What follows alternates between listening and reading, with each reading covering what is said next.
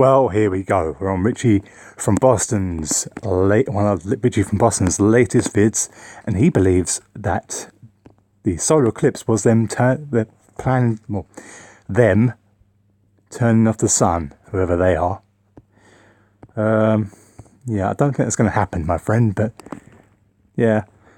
So what we're going to do is I'm going to watch this video, but don't worry, you don't have to watch the whole entire thing with me, because I can pause it, start watching it.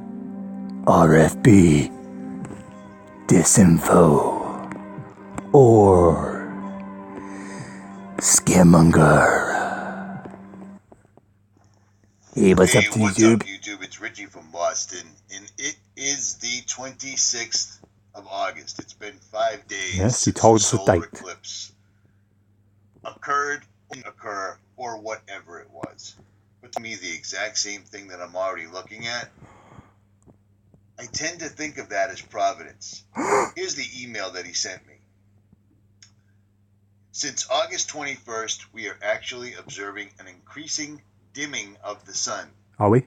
The daylight has lost almost the entire red spectrum and is much like moonlight, simply much brighter. Can't be proven. I've been observing the sun since around 2009, consciously noticing this effect for years. Since many people I've told about it, since a few days making the experience that other people are finally real. So, he's saying that he got an email from somebody who's telling him that the sun has changed and the red spectrum has been completely removed from the sun. And now we are looking at like a moonlight, but only brighter. Does that sound like somebody who needs to be in a mental hospital? I think so. Sunglasses, because this effect is causing problems. Right now, there is no clouds in the sky except an enormous, thick layer of chemtrails, which is clearly visible for those who see. Now, I don't doubt that there's chemtrailing, okay? But sometimes the clouds or the sky looks like that due to the actual weather and high pressure and low pressure in the sky. For example, yesterday, there was beautiful, white, fluffy clouds. Yeah, because of the weather. Okay, it had just been storming, raining, and then we had the heat and the sun. You know, I reckon you could probably catalogue the types of weather you have when you see these clouds, all to do with high pressure and stuff like that. You know, but I do agree that there is stuff being pumped out into the skies to a certain extent, but Richie RFB really goes and, you know, way too far with it to say that the sun is now not the sun, and the sun is now supposedly, because he's believing this email he's been sent that says that the sun is now had the red spectrum removed. Okay, maybe in the future I'll show you what graphic design. I'll do a bit of graphic design in front of you, and I'll remove the red spectrum, and then I'll show you what you'd see. It's a ridiculous statement. Remove the red spectrum from the light from the sun. Come on.